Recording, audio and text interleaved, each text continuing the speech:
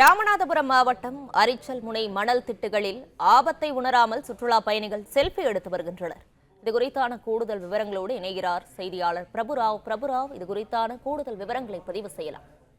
நிச்சயமாக தனுஷ்கோடி அடுத்திருக்கக்கூடிய இந்த அரிச்சல் முனை கடற்கரைக்கு தினசரி இந்த பக்தர்கள் மற்றும் சுற்றுலா பயணிகள் அதிக அளவு வருவது வழக்கம். தற்போது இந்த ஐயப்ப சீசன் தொடங்கியது. ஐயப்ப பக்தர்கள் ஒரு நாளைக்கு நூற்றுக்கணக்கான வாகனங்களில் தனுஷ்கோடி அரிச்சல் முனை வந்து செல்கின்றனர். அரிச்சல் முனை வரக்கூடிய அந்த சுற்றுலா பயணிகள் தற்போது அந்த கடற்கரை அருகே இருக்கக்கூடிய அந்த மணற்திட்டுக்கு செல்கின்றனர். குறிப்பாக அந்த வங்கக்கடலில் ஏற்பட்டுள்ள அந்த காற்றழுத்த தாழ்வு, அது மட்டும் இல்லாமல் கடந்த டெக்டா புயல் காரணமாக தெற்கு கடற்பகுதியில் அந்த கடல் நீரோட்டம் மாறுதல் காரணமாக அரிச்சல் முனை பகுதிகளில் ஆங்காங்கே மணல் திட்டுகள் ஏற்பட்டுள்ளது. இந்த மணல் திட்டுகளுக்கு ராமேஸ்வரம் தனுஷ்கோடி அரிச்சல் முனை வரக்கூடிய அந்த சுற்றுலா பயணிகள் அந்த ஆபத்தை உணராமல் இடுப்பளவு தண்ணீரில் இறங்கி நடந்து செல்கின்றனர். நடந்து செல்வதுடன் அந்த மணல் திட்டில் இருந்தவாறு செல்ஃபி எடுப்பதும் நடனமாடுவதுமாக உள்ளனர். இந்த மணல் திட்டை பொறுத்தவரை அந்த கடல் நீரோட்டம் மாறும்போது கடல் நீருக்குள் மூழ்கும். எனவே இந்த ஆபத்தை உணராமல் அங்கு செல்லக்கூடிய பக்தர்கள் மற்றும் சுற்றுலா பயணிகளை அனுமதிக்காமல் போலீசார் அங்கேயே நிறுத்த வேண்டும் என ஆட்டோ ஓட்டுநர்கள் மற்றும் இந்த சுற்றுலா பயண ஓட்டுநர்கள் தெரிவித்துள்ளனர். இருப்பினும் தொடர்ந்து அந்த தடுப்பையும் மீறி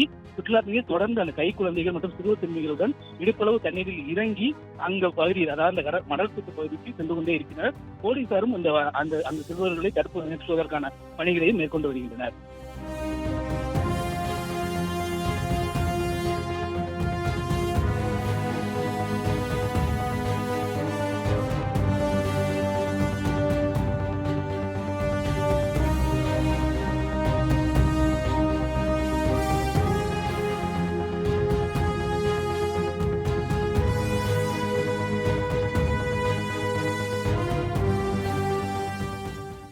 பிளே ஸ்டோர் மற்றும் ஆப் ஸ்டோரில் இருந்து பாலிமர் செயலியை QR கோடு மூலம் பதிவிறக்கம் செய்யுங்கள்.